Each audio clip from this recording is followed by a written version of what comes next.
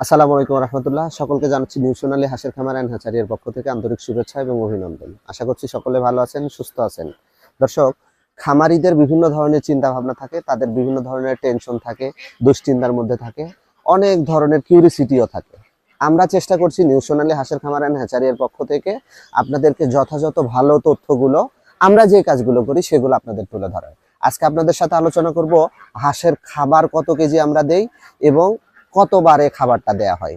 দর্শক, হাঁসের খাবারটা আমরা সাধারণত এখন বর্তমানে প্লেট খাবার খাওয়াচ্ছি, যে দেখতে পাচ্ছেন এই খাবারটা, এই প্লেট খাবার খাওয়াচ্ছি এবং এই খাবারটা আমরা প্রতিদিন আমাদের খামারে 800-র উপরে হাঁস রয়েছে। 800 হাঁসের জন্য আমরা প্রতিদিন এক একটা হাঁসকে 140 থেকে 150 গ্রাম মেজার করে আমরা খাবারটা দিয়ে থাকি। অর্থাৎ মোটামুটি আমাদের প্রায় 110 থেকে 20 কেজির মতো খাবারের প্রয়োজন পড়ে, 2 বস্তার একটু বেশি।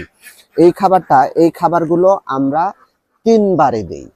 দর্শক, আমি আবারও বলছি, এই খাবারগুলো আমরা 3 বারে দেই। অর্থাৎ সকালে যখন আমরা হাঁসটাকে ঘর থেকে ছাড়ার পরে ডিম উত্তোলনের পরে সেই সময়টাতে আমরা সকালে এই যে 120 কেজি, তার 3 ভাগের 1 ভাগ এরকম করে আমরা মেজার করে দিই। অর্থাৎ যে পরিমাণটা খায়, 120 থেকে 150 গ্রাম খাবার খায়, সকালে আমরা 3 ভাগের 1 ভাগ খাবারটা দেই। দুপুরে অর্থাৎ যখন আপনার মধ্যাহ্নের একটু আগে, দুপুর 12টা থেকে শুরু করে 1টার মধ্যে, এই সময়টাতে আমরা দুপুরের খাবারটা দিই।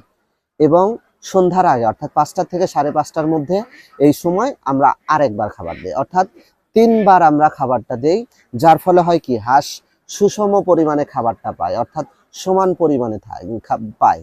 একটা জিনিস দেখবেন, আমাদের ক্ষেত্রে কিন্তু, মানুষের ক্ষেত্রে খাবারের কিন্তু নিয়মটা 3টা: সকালে, দুপুরে এবং রাতে। সেক্ষেত্রে হাঁসকেও আমরা ওইভাবেই ডিভাইড করেছি। আর যদি আপনারা মনে করেন যে আমি সারা দিন খাবারটা রেখে দিতে পারেন। তবে হয় কি, যদি আপনি বেশি সময় খাবারটা খুলে রাখলে, মানে সকালে একবারে দিয়ে রাখলেন 120 কেজি, বা আপনার 100 হাঁস রয়েছে, 15 কেজি খাবারের প্রয়োজন, 15 কেজি দিয়ে রাখলেন।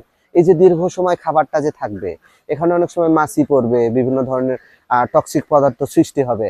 খোলা রাখলে খাবারটার অনেক সময় গুণগত মান নষ্ট হয়ে যায়। সেই জন্য আপনারা চেষ্টা করবেন খাবারগুলোকে 3 বারে ভাগ করে দেয়া। তার ফলে হবে কি, আপনি খামারি হিসেবে সুবিধা পাবেন। ধন্যবাদ সকলকে, ভালো থাকবেন, সুস্থ থাকবেন। আসসালামু আলাইকুম।